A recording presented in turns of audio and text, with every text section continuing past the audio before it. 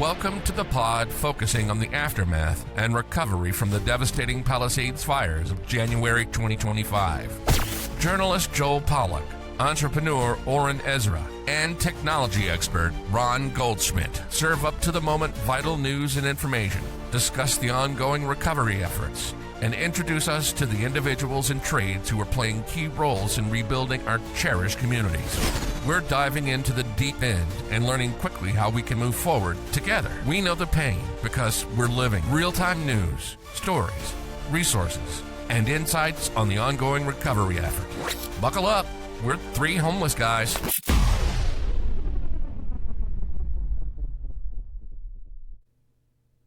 Welcome to Three Homeless Guys, the podcast about the Palisades fire and the rebuilding effort. I'm journalist Joel Pollack here with technology expert Ron Goldschmidt and entrepreneur Oren Ezra. And we are very glad to be back in LA. I think all of us having returned from various spring holiday travel. I spent the spring break week with my family in Florida, which was very interesting. We talked a little bit about that. Ron was there as well. Oren was in Israel. And we have a very special guest tonight. We have Luke Melchior, and we'll get into his background and introduce him formally in a moment. But Luke, I just want to say I've had your Instagram videos sent to me about 1,000 different times from different people, and you are really providing an outlet for people who want to learn about what's going on with the rebuild in Palisades and people who are frustrated with the rebuilding, some people who don't believe anything's ever going to be rebuilt. So one of my friends who I mentioned that you were going to be on the podcast to, she said, I hope he goes full conspiracy tonight. So feel free to go full conspiracy. But no, you're a serious guy, and we're looking forward to tapping into your knowledge, and we'll get more of a full introduction from Ron in a minute. I just have a little bit of news this evening, and that's just to report back on behalf of one of our previous guests, Anthony Margulies, the real estate agent who gave us so many facts and figures a few weeks ago. He was in charge of the One Pali Rooted in Resilience event recently at Clover Park, and according to Anthony, they had over 1,500 attendees, which is a pretty good chunk of the population of the Palisades, 23,000 people. So figure almost, between 5 and 10% of the Palisades was there, which is great. I couldn't go because of the holiday and because I was out of town, but a lot of people went and participated, and it's a nice big park with lots to do, and it was a sunny day. So the community spirit is still very strong, even if some of the news is a little tough to take. The mayor, Karen Bass, delivered her State of the City this past week, very upbeat, although I had to say it was a little hard to swallow some of the rosy predictions. And I'm the optimist, we joke in this group, but I thought there was a lot of emphasis on how many things are going wonderfully well and not enough attention paid to some of the things that aren't. And I would have preferred a more realistic approach, one where the public officials took responsibility. But anyway, you'll be pleased to know this is the fastest recovery in California history, according to the mayor. I don't know if that's really setting the bar low or high. Maybe it's not really a great standard, and maybe there isn't much to compare it to. I don't know. But, you can look at it one way, which is that permits aren't getting approved and debris isn't getting removed, and there are all kinds of frustrations. And you can look at it another way, which is that, yes, it's the fastest ever, even though only a few permits to rebuild have been approved. That's more than would have typically been approved at this point in other rebuilding efforts. So make of it what you will, glass half full, glass half empty. I look at it more not as whether you're optimistic or pessimistic, but really whether you trust our leaders at the moment to do what's right. And I think there's a general feeling that people want to see more. I'll leave it there without getting too political, but that's my news roundup for this week and this episode, I guess. And let me throw it to Oren, and then Oren, I guess you'll throw it to Ron. Great. So, continuing from what you just said, I don't think it's about being optimistic, but pessimistic. It's about what we see, what we see, and I love talking about debris. And like we joked before, if you guys call me Dr. Debris, we have a Professor Debris here today. So just about like even the debris still, like my friends that had their properties cleared by the Army Corps of Engineers, still like they live, they don't know how much they're going to be charged for it. They have no idea, right? Still, it's like very hard to work if you want to work with a private, somebody private to do your debris. And I'm sure Luke will talk about it a little bit more, how hard it is. But today me and Ron were on a call with our Gital from Tom of the Line that she's going to take care of our debris. And she told us like something that I was shocked. Like she was supposed to start a project yesterday in our neighborhood, and her team is getting to the property and like about to start, and they see a whole team on the property, and they're approaching the team there, and they're like, "Hey guys, what are you doing here?" And the guy is like, no, we're taking care of this property. Don't worry. She's like, what do you mean? I pulled the permit. I have the contract over here. He's like, no, you guys can go. We already started.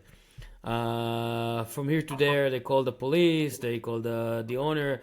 Basically, there is like groups of people that just going on the properties and taking the metal, taking everything that worth something, and either disappearing or I don't know what they're doing yet. So it's still like under investigation what's happening there.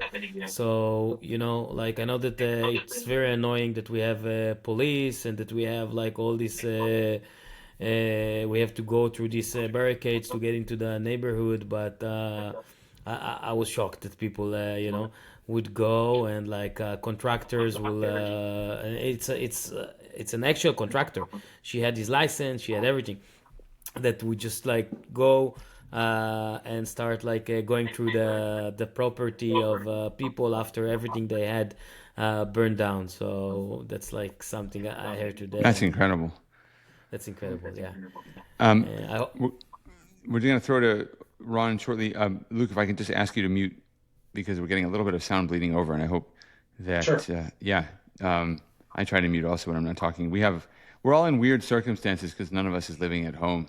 So I'm doing this from what has become the kitchen / dining room / living room / office / homework table, and we have various people moving in and out of here with musical instruments and hamsters and all kinds of things. So anyway, go ahead, Ron.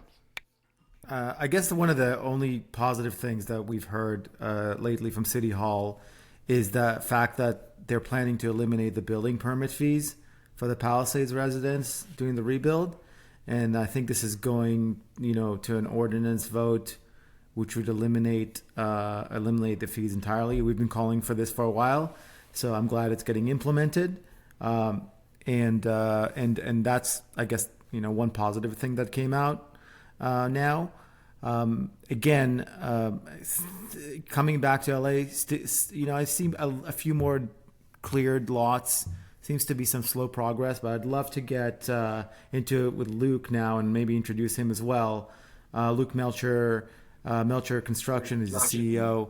I've turned into Luke's social media pages the last few months.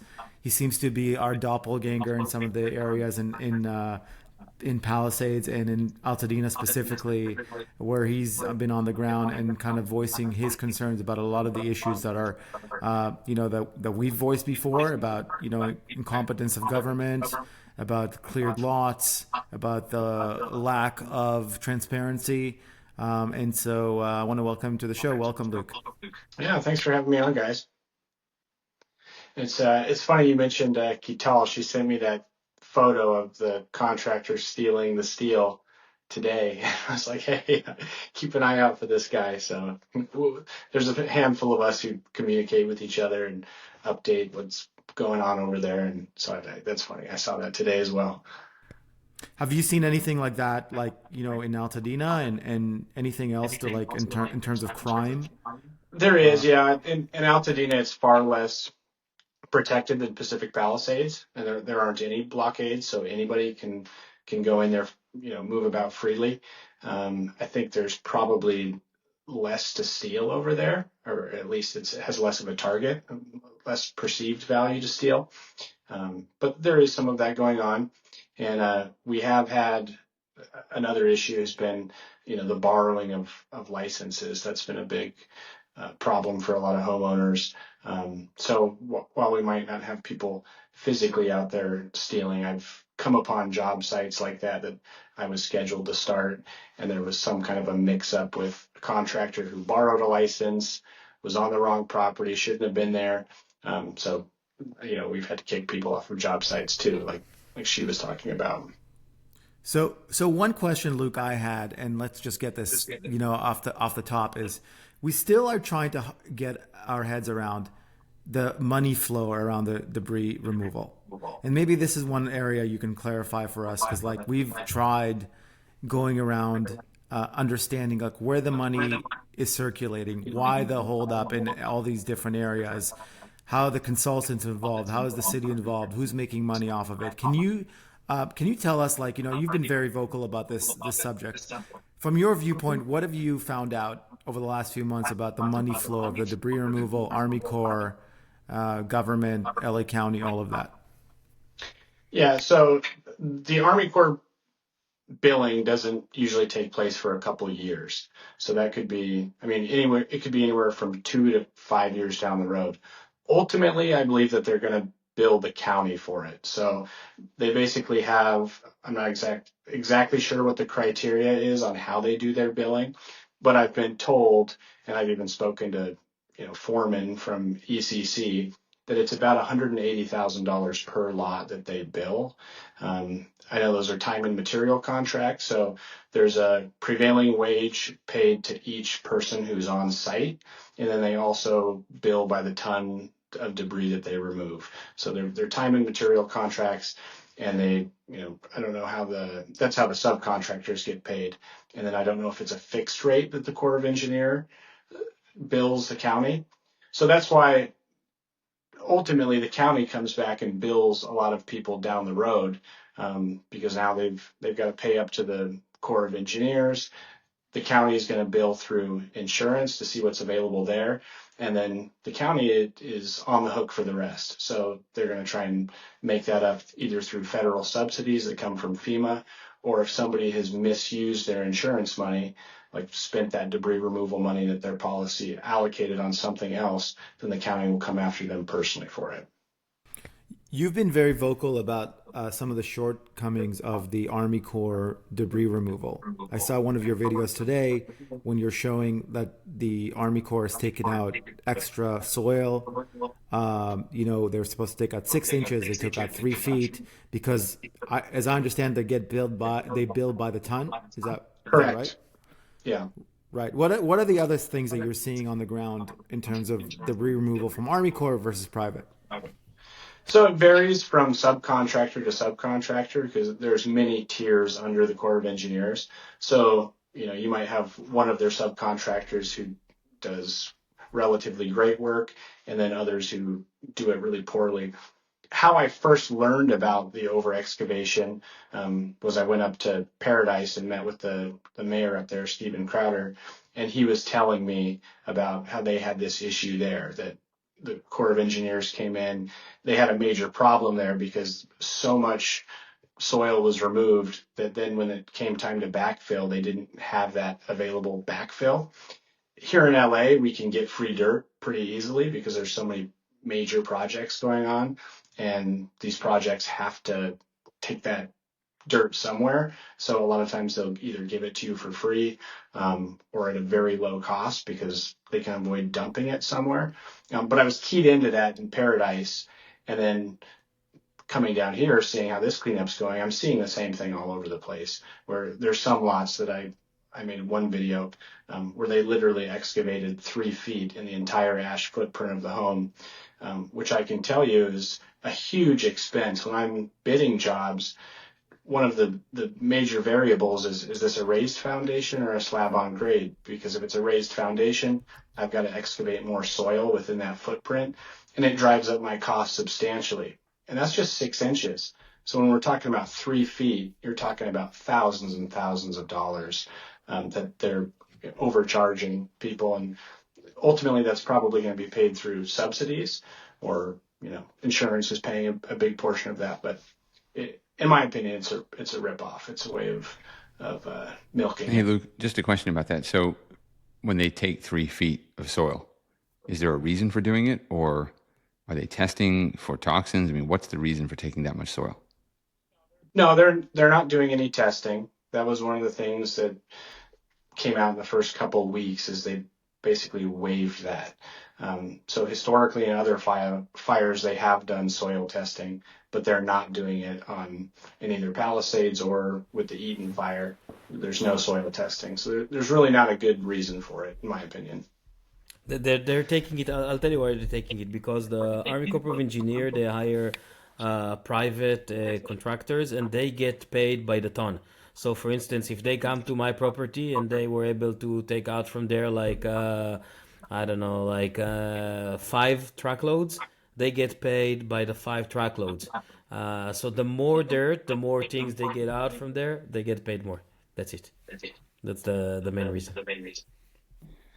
Luke, just give us a sense of your background in a deeper way. I mean, you have worked on these incidents before, and what brought you to this line of work? I mean, what prepares you to step into these disaster zones? Yeah, I actually haven't worked on these before, so this is really my first fire that I've worked on. I'm a general contractor, and I build custom homes, do a lot of work in Orange County.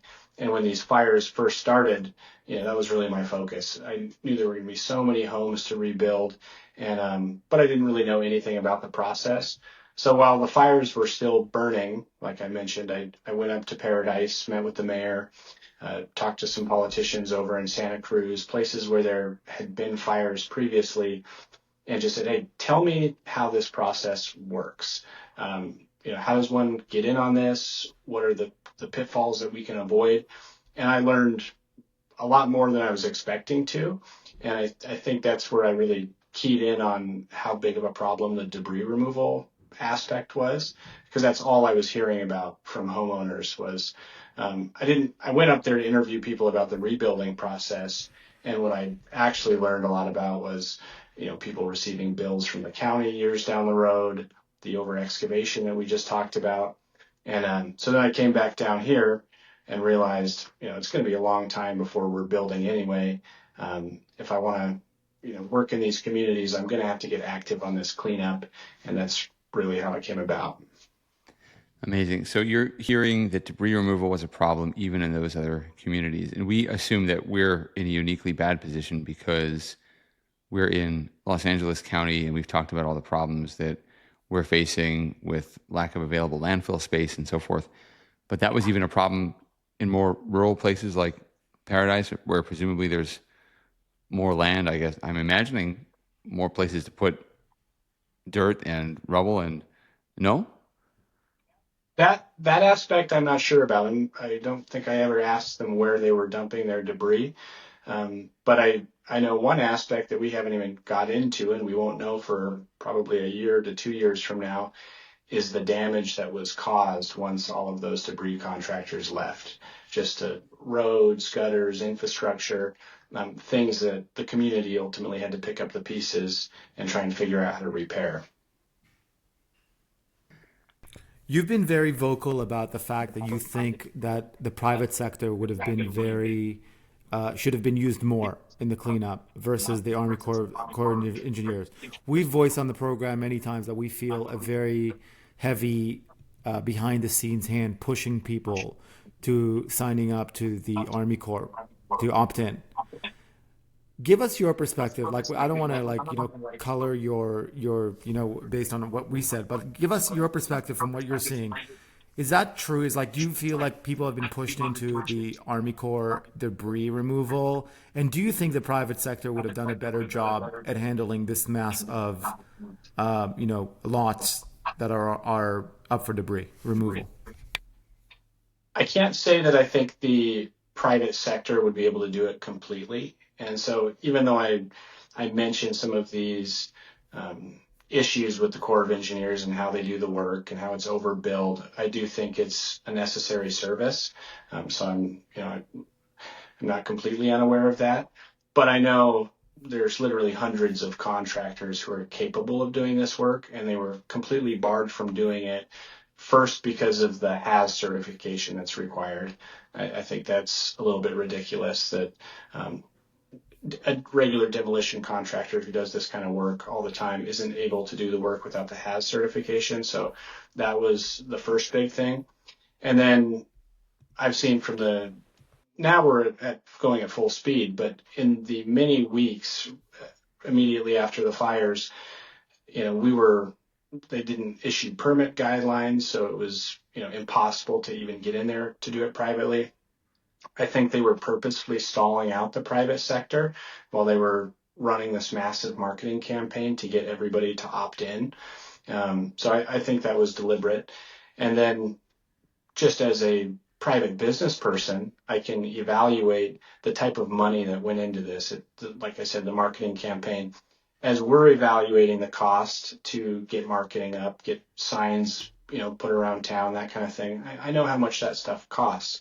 So when there's a Corps of Engineers on every sign on every single property, regardless of whether or not they opted in, I know that's an expense. We arranged some of our own private community events, which were very expensive and timely to host. They were doing these, bi-weekly.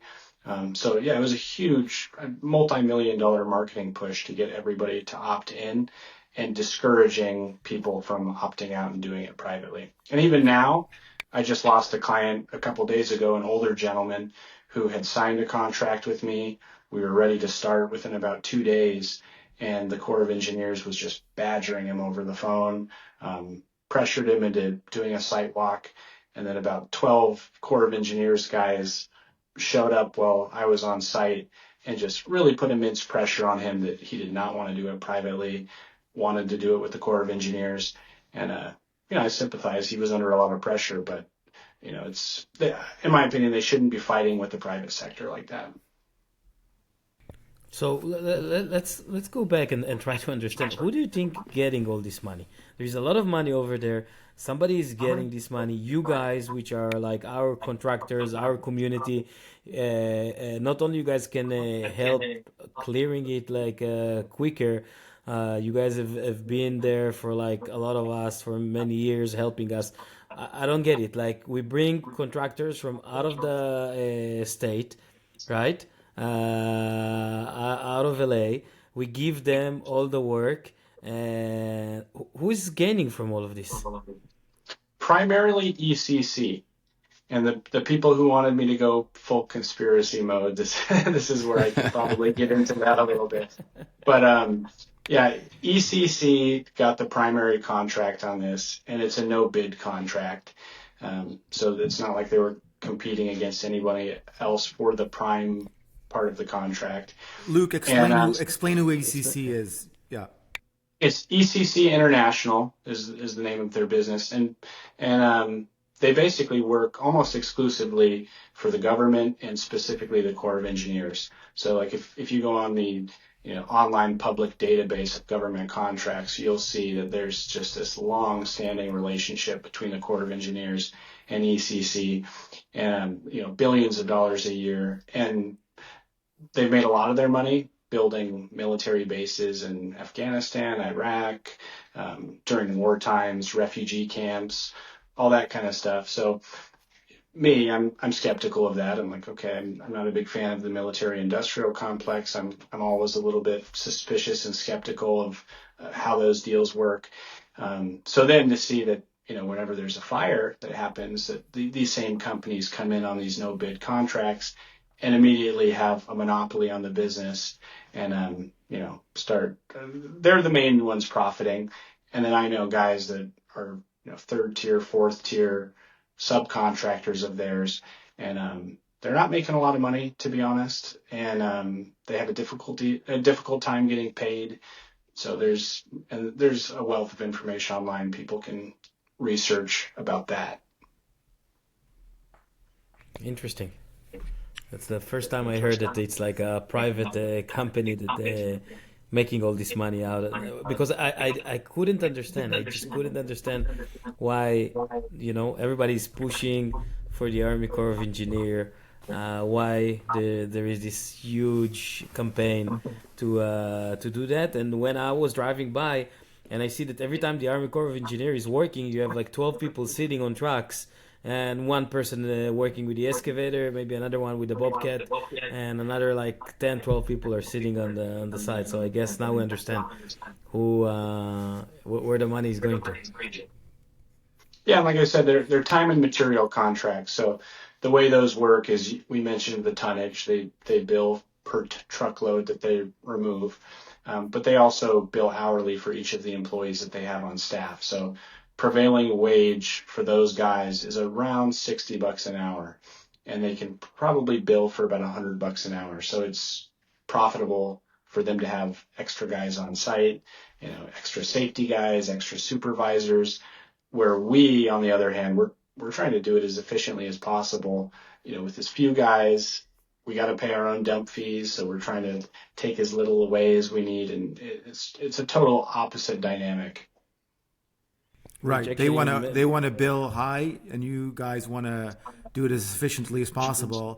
And the delta there is paid by the insurance policyholders or by the taxpayers. Is that where the money eventually is going? Correct. Insurance first, and then the remainder is subsidized. Right. Have you run into anything at all? Do you have any color to shed on Haggerty Consulting and like what their role is in this? Just what research I've done online. So my understanding is they're not actually involved in the process of approving permits. They were merely brought in as a consultant to help, the LA Building and Safety do it more efficiently, I guess, in a training aspect. And it sounds like you know a little bit about them, but the controversy there is, it's a little bit of a company with somewhat of a sketchy history. They've had some employees in the past that fraudulently stole some disaster recovery funds, and although they did fire those people, is what I understand, but it's a little sketchy. Well, it's in their mandate to also get the billings from the federal government. So essentially, like, they're acting as part, I don't know if like on this job, but in general, part of their description is actually acting as the collections wing of the local governments from the federal government, from FEMA.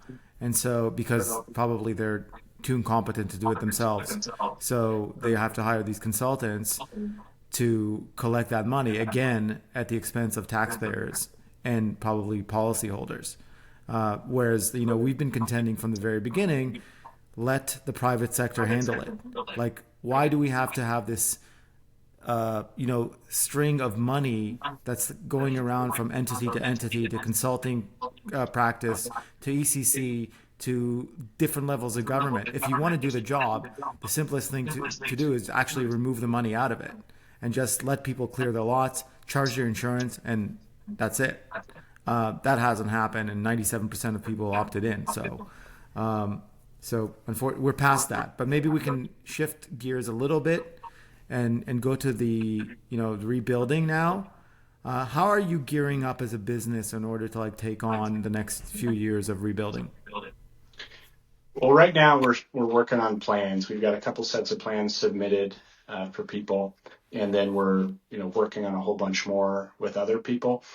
I started a website called LARebuildersNetwork.com, and primarily just because there's way more work than I or any other one contractor can take, and so it's important for the community to be able to vet licensed, legitimate contractors who know how to do this type of work, and guys who are hopefully from the communities or close by. So started that website. There's a bunch of great contractors on there. But I've been talking to a lot of guys, and I think this is something that people need to be aware of, because there are a lot of people in these communities moving about their rebuilding plans pretty slowly. And if you look historically in Paradise, Santa Cruz, Paradise is a great example, but it's about 7 years removed from the fire, and they're only 20% rebuilt. Most of their citizens just ran out of money and left. and it was just because they moved too slowly. And it's somewhat of a race between your temporary housing money that you're getting from insurance, inflated building costs. There's all these different factors that contribute to and a limited number of competent contractors being a major one, that get their schedules totally booked pretty quickly. So I've been trying to urge everybody, if you're planning on rebuilding, you need to look at it like a race and get on it right away. Get your plans in, get them submitted, and find a contractor, because even the most competent contractors, when we're not talking about spec houses, we're talking about semi-custom homes or very custom homes, a really competent contractor or construction company can probably only efficiently manage about 10 or 15 projects a year. And there's thousands of homes that have burned down. So if you don't get one of those guys and you don't do it quickly, you're going to be pulling second-rate, third-rate contractors, and it's just not going to go well. Well, let me ask you something about that race, because there are so many different limiting factors, and one of them, of course, is insurance. We've talked about insurance on the show quite a lot, and I'm hoping we will talk to some other experts who may be able to give us some advice. But you're racing, but you are limited by the funds available to you because the insurance companies may or may not have compensated you. How do you work around that? Have you had any experience in dealing with homeowners who may be ready to go in every other way, but just haven't solved the insurance part of the puzzle? Most of the homeowners that I've spoken to, and I think it's actually a little bit better over in Altadena than it is in Pacific Palisades, percentage of people who are insured. But most people have gotten a large portion of their insurance payout, or it's sitting, somewhere that a mortgage company is creating or controlling it, and they're writing checks pretty quickly as people need it, whether it's for debris removal or building plans, permits, that kind of thing. The insurance companies and mortgage companies are supplying that pretty readily. What are the things that, like, like we see now with the debris, we see all the, basically, I don't know, like a scam that's happening over here on our backs now. Looking forward, like, and this is the stage one. We're in stage one out of like probably 10 stages ahead. What are the things that us as people that are rebuilding our houses should be very careful with? I know that, like, there's so many things we need to do. We need to choose an architect, we need to choose an engineer, we need to choose a contractor, then we need to choose the guy that do the carpentry, the guy that do the whatever. Like, give us things that, like, like, give us advice of what are the things we should be aware of, and Yeah. where do we have any other hidden fees or things that we can fall into the trap, like the debris trap. Sure. So I don't think people like this answer because it's a little bit scary, but I would stay away from contractors who are marketing a cost per square foot. And it's just because this is far too unpredictable of a climate to be guaranteeing a cost per square foot. Either they're going to guarantee one that's too low, and you're going to be on the hook for some really unexpected charges that are going to come down the road. But the building market is absolutely going to inflate. We just don't know how much. So it's going to be tough for them to guarantee that. The alternative, which I think is not particularly fair to the homeowner, is for us to just expect and say, oh, well, in this case, I'm just going to double my cost per square foot, what it normally would be. And you're probably going to end up paying more for your home than you should. So what I would recommend is working with a contractor who does some kind of a cost plus type scenario, understands your budget ahead of time with insurance, and then helps you stay within that and kind of guides you through the process from start to finish. There are going to be places where you probably have to cut back if you're underinsured, and your contractor should be able to help you navigate that, like which things are really important and which things you can cut back on, and then maintaining your budget throughout the project. So that's a big one. And I'm getting calls every day from contractors who want to work with me in one capacity or another, or guys who are just kind of trying to get a temperature on the market, like, hey, what are you charging per square foot? And they're just they're looking for an angle. So I think you have to be really careful about that. That'd be the big one. So what is the price per square foot that, like, if I give you a plan tomorrow, you need to quote me for the house, right? Are you Yep. going to the way you're going to work is like quote for like cost plus certain percentage? Yeah, we'll charge a management fee to manage the project, and then we'll do a cost plus on everything that goes into the build. So, we negotiate that. But let's just say that you say, oh, I've got $1 million to build. Then we're going to recommend budgets for you within each particular aspect of the project. And then as the project goes on, ultimately the homeowner is making the final decision on every purchase. So, they can figure out where they want to spend more or spend less to stay within that budget. And honestly, contractors should be doing that too, because we have to protect ourselves a little bit. We're not banks. So, we can't be guaranteeing things like that or financing people's projects. We need to be able to work within their budget as well. So it's mutually fair. A lot of people are talking about tariffs and how that's going to impact the jobs going forward. What have you seen so far about, like, other than like a large uncertainty about the future of where prices are going to be? What have you actually seen, like, for real in the last few months on the ground in terms of material prices? Have they moved significantly? Are people just overreacting to the future fluctuations? What's happening, like, right now on the ground? I know you can't predict into the future, but what are you seeing now? Yeah, I can tell you. So Ganal Lumber, for example, which is a big lumber company here in Southern California, they have already raised their prices on lumber at I believe it's their Santa Monica yard, like 15%. And they're just doing that in anticipation of what's to come. So that's a little bit of gouging there. But that's one example. Concrete recycling, when we started the cleanup, was at about $200 per truckload to dump. And about 2 weeks ago, they raised it to $350. So that's gone way up. Those are two examples that I can think of off the top of my head. A lot of these things aren't going to come until further along in the construction process. Oh, one other one is steel. That's a big thing that we factor into our bids when we're doing these cleanup jobs, is how much steel we can recycle and what the associated dump fees are. Well, because the Corps of Engineers set up that temporary staging area on Temescal, where they have a pre-negotiated rate with one of the big recycling companies here at $60 a ton, that has killed us on recycling in the surrounding areas, because a lot of the other recycling yards have said, no, we're not going to give you more than $60 a ton, when the market would normally be at about, over $200 a ton. So that's been one that's killed us, in the labor sector. So there's stuff happening already, and it's going to get worse. What do you say to, I've heard a contrarian school of thought, which is like, the Palisades or Altadena is going to be uninhabitable for a few years. There's actually no point to rush to getting a contractor, because there's no prize for being the first built house on a burnt out street, and you don't want to move in first anyways. So let things shake out, let people start building.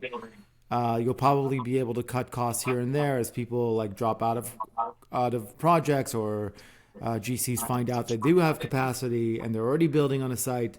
What do you say to that kind of like school of thought?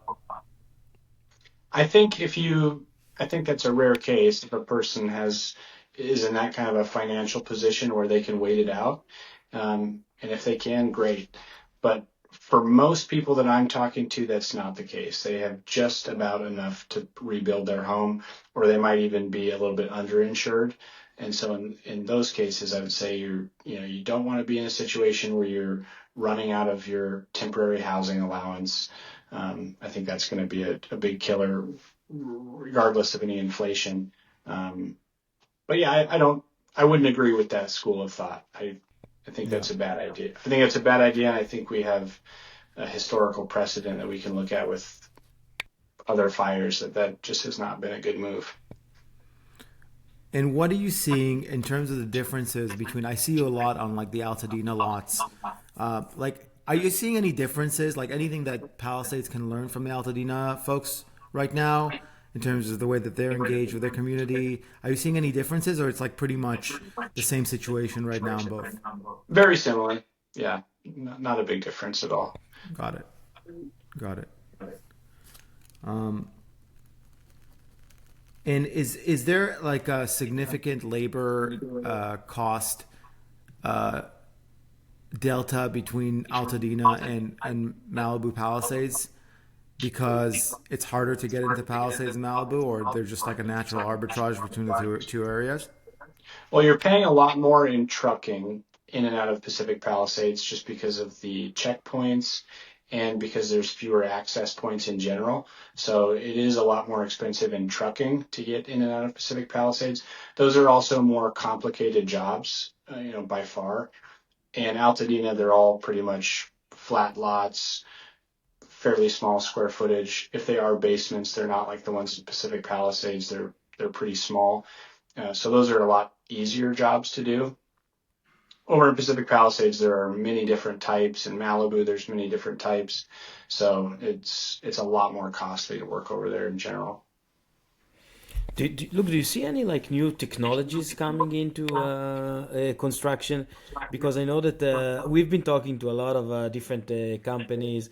We're actually going to have pretty soon on the podcast like this company that uses AI to print out the bill of materials.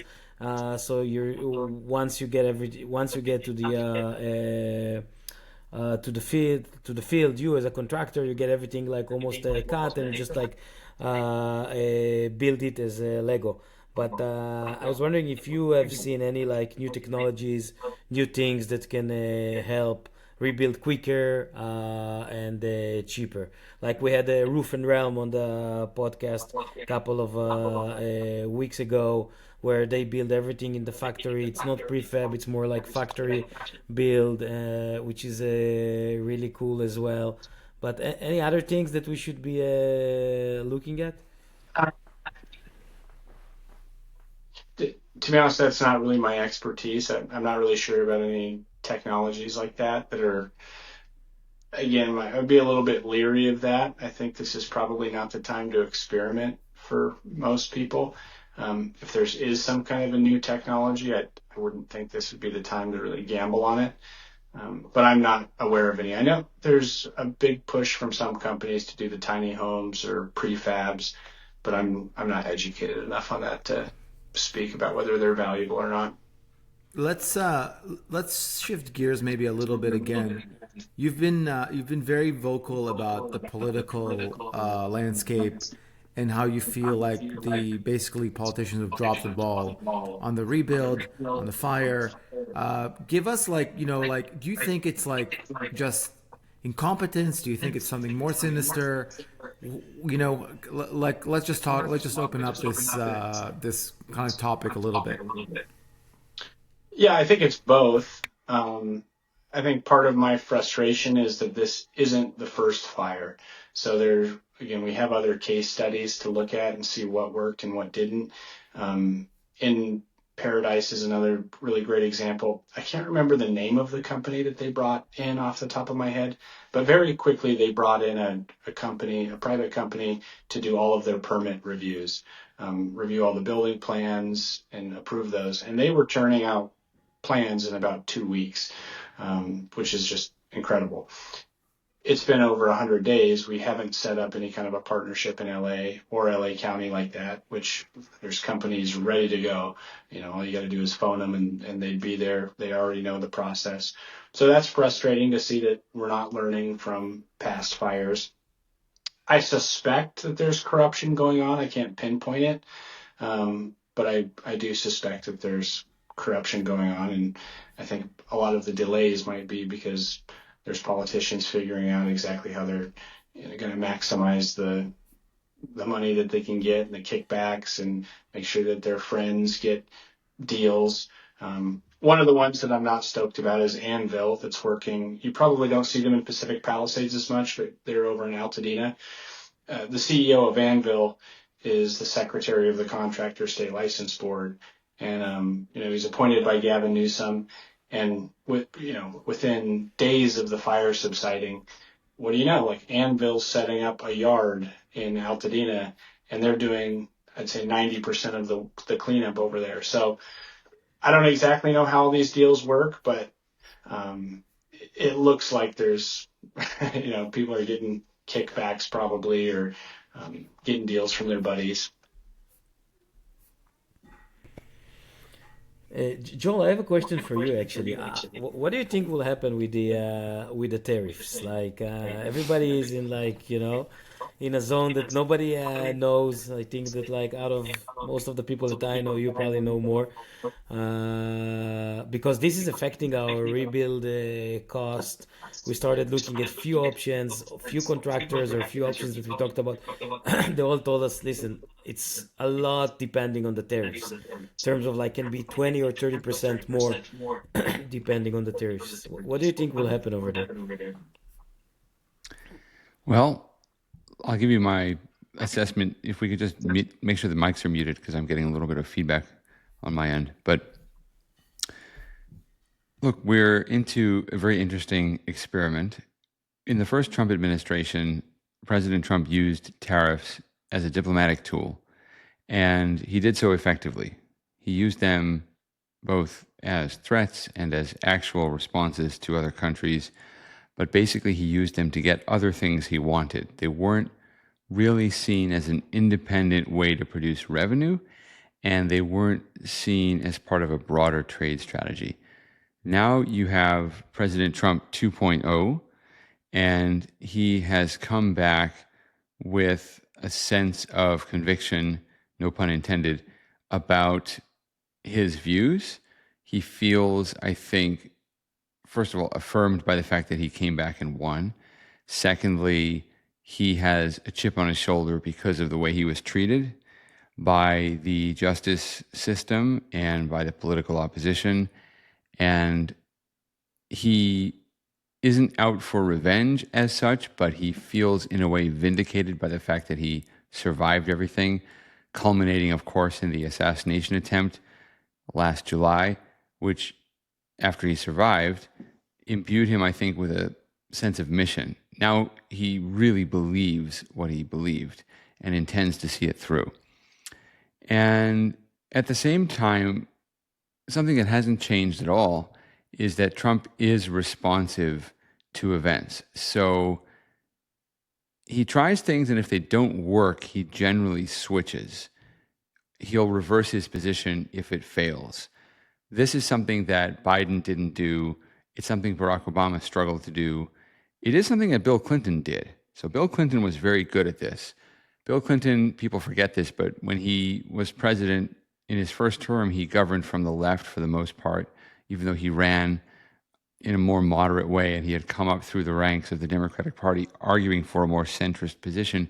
He governed essentially as a liberal for the first 2 years, lost control of Congress, and then instead of doing what Barack Obama later did, which was to stick to his positions, Obama believed, and this may be true, that all the politician really has to do is deliver for their base voters, the core voters, and they will turn out because of enthusiasm in a way that guarantees that you'll win again. Trump has adopted a similar strategy at times. What Clinton did was to say, well, if you lose, you have to read the message of that loss and shift accordingly. And it drove some Democrats crazy, but Clinton did move toward the center. It also drove Republicans crazy because Clinton would steal Republican ideas and implement them. So Republicans found they had nothing to run on when they tried to unseat Clinton in his reelection effort in 1996. So Trump shares something in a way with both sides of that debate on the Democratic Party side, which is, first of all, he does have Obama's base turnout strategy. He delivers for his core voters. At the same time, he does change his positions if things don't work properly. And what Trump, I think, uniquely among contemporary politicians has is an ability to lead his core supporters toward that change and make them support it. And that's derided in the media and by his critics as a kind of cult of personality and so forth. But it really isn't. It's just a high degree of skill in persuading people. And he runs into opposition, and you have many instances of Trump fighting with people who are staunch Trump supporters, and he can be pretty tough in a fight, but he sometimes comes around to their point of view. With the tariffs, it's clear that this time Trump is, at least in the beginning, arguing that these are permanent, that they are going to be a way of raising revenue, not just of changing trade. So he wants to replace income taxes with tariffs, going back to the way our system worked more than a century ago. He also believes that tariffs aren't just tools for achieving other things, but really are going to be tools for restoring American manufacturing. He wants manufacturers to come back to the United States. There's some movement in that direction. The question is whether by raising tariffs, he'll actually make things harder for American manufacturers who are currently part of a global production system, where even if things are made in the United States, typically there are components that come from other countries. I visited an American manufacturing plant several years ago in my old home state of Illinois. Amazing plant, makes amazing high-tech components for military aircraft. So these are serious pieces of equipment. And even they had to import certain things. They had some machines, for example, some fabricating machines that they imported from Germany, I believe in Switzerland. And I asked the CEO and the owner why he did that if he was such a staunch pro-American guy. And he was. He was the first person I ever heard make a very strong argument that all aspects of American manufacturing involved in defense should be in the United States. And he said to me, we just don't make those machines in the United States. They are only made in Central Europe, and for whatever reason, we don't have them, or we don't have the ability to make them. We've lost the knowledge or whatever, but we have to import these machines from Europe. So we are part of a global production system, and so you could see prices rise. The question is, how permanent are the tariffs really? You know, I think at the start of a negotiating process, Trump wants to come in very hard and very big and demand the world, knowing that he's going to get a small slice of what he wants, and he'll call it a huge success, and sometimes it is a huge success. But that's a strategy he's used over and over again. And you see it in the way he talks about possibly running for a third term. He knows he can't serve a third term. But what he also knows is that second-term presidents are usually less powerful than first-term presidents because they can't run for office again. When you have a second-term president, it's only a matter of time before people consider him a lame duck, and then they stop listening to him and they start talking about who's running in the next election for what will be an open seat. And I think what Trump is doing is saying, hey, I might run for a third term, because he wants that aura of first-term power so that he can get these things done. If he's written off, and I actually wrote about this in the past, saying that it was likely that the most effective attack on Trump would be to say, okay, well, fine, he won, but he's out the door in 4 years, so let's just sit it out for a while and wait till he's done and start talking about the candidates. I think he's pushed that off successfully by being so bold and moving so quickly, for better or for worse. You might disagree with what he's done, but that's one way in which he's put off that conversation about who's going to be the candidate in 2028. So he projects these tariffs as permanent. I'm not sure they are. And I do think that given that markets have been very volatile, not just moving down, I mean, as we speak today, I think we're on 2 or 3 days in a row of stock market increases. So sometimes the market goes up, but the volatility isn't good long term if this continues, and the uncertainty isn't good for investment. Nobody wants to invest in things that are uncertain. I've had that experience of, in a totally different setting, of being about to buy an apartment or condo and then pulling out during the negotiating process when I felt that the local government was doing crazy things that made me really think about whether I wanted to invest in this community. When I was, I didn't have money to invest. I was going to have to borrow money to buy the condo. But I thought, I can't be involved here if this is the level of crazy. And that was actually a wise decision. So I think there's a method to what Trump's doing, but it does make enough people nervous that it could drive down investment. So I think, to make a long story short, too late, I think that you're going to see some of these tariffs dropped. And I do think that the best possible outcome is having a major trading partner, whether it's Japan or India. Of course, the best would be China, but having a major trading partner come to the table and say, okay, we're ready to do a deal.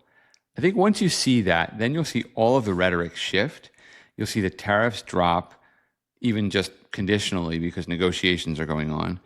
And I think you'll see things stabilize. The question is which partner is going to move first, and they also have their own domestic political considerations to think about. They have their other trading partners to think about. China, for example, has been very against doing any kind of deal with Trump because they don't want to be seen as having caved under pressure. They want all of their trading partners and competitors to know that they're tough and they'll punish anyone who works with the Americans on this. So the Chinese also have their own interests. I do think that eventually you'll get to some deal.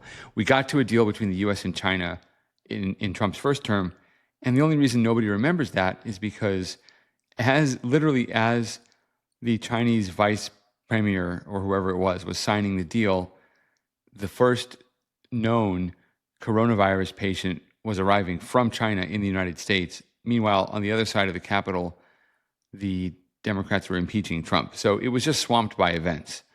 But it was a decent start to a better trade relationship than the two countries had before. So there's a pattern to follow. And I do think things are going to stabilize for all of those reasons. I also think some manufacturing is going to come back to the U.S. One thing you're seeing, for example, in terms of lumber, we heard a lot about how lumber costs are going to go up because of tariffs, and they will. So what the Trump administration is doing is trying to make more American lumber available. They're lifting the limits on logging in America's national forests, which, if you're an environmentalist, sounds like a terrible idea, except that's the purpose for which the national forests were set aside. They were set aside to be used, not just to be looked at and enjoyed in that way. So the logging industry might see a comeback. I don't know that we can produce enough lumber to make up for the lost imports or to drive the price back down to more reasonable levels, but you're going to see an effect. You are going to see an effect, and that's where I think Luke is right to say this is kind of a race. I mean, I actually have described it in similar terms because I want to get the repairs done on my home as soon as possible before all of the contractors are busy. I mean, there's a time factor in this as well. We don't have enough contractors in the state of California to handle the Palisades fire, never mind the Palisades and the Eaton fire, and whatever else comes up, the Olympics. I mean, we've got so much going on. So I do think you want to be as early on your project as you can be. And also, I think right now you're still dealing with inventories that are here in the U.S., so maybe you're not paying higher prices that might come on further down the line. But I think it's going to stabilize. I mean, maybe that's just what I hope will happen, but I do think just watching how Trump behaves, I think you're going to see things settle at a more reasonable level. Luke, I mean, you're on the ground. I don't know if you're seeing those price differences already, but that would be my expectation. You mentioned the one about lumber. That's one that I anticipated, being that Canada imports so much of that. I think we're going to see a lot of it coming down the road with finished materials. A lot of finished materials come from China. So if we don't work a deal out with China soon, most cabinets, people don't do custom cabinets that often anymore. All of prefabricated cabinets are so high quality now that we import most of them either from China or from Europe. So, I think those types of things are going to get more expensive. Tiles, floor finishes, we don't manufacture that much of those things here in the U.S. If gasoline goes up and fuel costs, I mean, many construction materials are petroleum products. So I would expect that there's going to be some type of inflation coming from the tariffs. So I think it's pretty unpredictable. And how do you see labor, labor costs? Because it's lumber and labor, right? This is the two main things. So how do you see labor costs affecting the before hourly Luke cost? answers, I want to just jump on that quickly because when I talked to Steve Soberoff, who until recently was the chief recovery officer for LA, I invited him on the program, but he really has decided he doesn't want to say anything more publicly. But he said that the deportations that the Trump administration was going to undertake were going to remove workers from the workforce. I don't know how true that is because I think the construction workforce is only 14% foreign. So, the vast majority of construction workers are U.S. citizens. But Luke, maybe you have a better sense of that. Yeah, that's kind of the dirty secret of the construction industry is just and I see it out all the time. Don't personally hire illegals, but that's all over the place, and it does affect the market already. So I think if there are deportations in high volume, that is going to affect the labor market to some degree. It's really hard to predict how much, but a lot of companies use illegal labor in some capacity. Whether it's probably lower on the tier, like it's not their managers and foremen, but in terms of laborers, there's a lot of illegals. So I would expect that to have some type of an effect. My feeling about that is just seeing some of the work going on already in the Palisades is that you might be dealing with a contractor who hires people who are U.S. citizens or can legally work in the country, but you don't know what the subcontractors are going to do, and they don't, and maybe they don't want to know because they're also bidding out some of these jobs to subcontractors, and the subcontractors might be whoever, and it's just hard to insure it all the way down. Yeah, the buck stops with the direct employer. So if a general contractor subcontracts with a subcontractor, ultimately he's not the one responsible to make sure that that person is a legal employee. It's the subcontractor's responsibility, and they're going to be the ones who get penalized, if they're caught for hiring someone that's not authorized to work. So it's really hard to determine exactly, how much of the workforce is legitimate and who's working illegally. Okay. Yeah. The future, guys, sounds interesting. I mean, I wish it were more certain. I think it's pretty uncertain even in times without tariffs, right? People didn't know what things were going to cost anyway. It's hard enough, right? Yeah, I feel like there's a lot of market manipulation going on. Also, like I think a lot of suppliers are using the scepter of tariffs as a boogeyman to basically bolster profits. I don't think we've seen actually like anything on the ground in terms of like higher prices being paid, except from certain materials in China. So you have like these folks doing these preemptive hikes, but without the actual paying the preemptive higher price. And I think some of that will come home to roost. I think maybe like what you're saying, Joel, things are going to come down. Prices will find an equilibrium. I think like people are like a little spooked by the stock market moves and by the rate moves every day. And they're almost like day trading these tariffs. And I think over time in the next month or two, as you said, couple of big trade deals will be announced with some certain big countries. Things will calm down and the market will find its feet again. I don't buy the fact that, we're going to be paying like 20, 30, 40% higher, because that is, going back to federal politics, is going to be in complete contravention to what Trump actually wants, which is rates lower. He has said that. I think this is like the driving factor for everything, which is he wants rates lower. He doesn't even mind if the stock market goes lower in order to get him that way, because he can refinance the debt for cheaper. He can then have real estate move to lower prices to satisfy his base, and the same with the stock market. I think it lets kind of like resets the stock market, which is probably too high anyways a month ago, to a lower level where folks can rebuy in, especially his base. So I don't think any of those things will happen. I think he wants rates lower, and I don't think hiking 200% tariffs on anybody is going to get him there. And like you said, I think he's going to make deals. This is a posturing move. He's saying, I'm not going to give. I mean, he's starting out with a big, bold move, which is part of his arsenal. I don't think any of that will come to roost. I think we'll just have the normal economy. I think if anything, we'll probably have in the long term, not high inflation. I think we'll have low inflation. And I think he'll do anything in order to push rates lower. He's trying to push Powell to move rates lower. He's been very, very vocal about that. I think if there's a single thing that you can look at, it's basically the 10-year Treasury rate and how that moves. He wants that thing lower by any means necessary. And hiking tariffs hundreds of percent is not going to get there. If he does, he'll do it. But I don't think that's what his arsenal is, nor is it his goal. So I would be a little hesitant to jump on all these scare headlines and, everything's going crazy and we're going to see 30-40%. I don't think any of that will happen, personally. Let's see. Maybe I'm the one who went full conspiracy then. I don't know. Well, we're just about running out of time, and very glad to have Luke with us. But Luke, can you just point us to some resources I think that would be helpful as we try to figure out the future? I mean, you're online. You have an amazing social media presence. Give us your social media addresses as well, if you could, so we can follow you and help others follow you. But where do you go for information? Sure. So right now it's a day-by-day thing. Working through, like I said, we've just started to submit some plans to both the city and the county, and we're figuring that out as we go.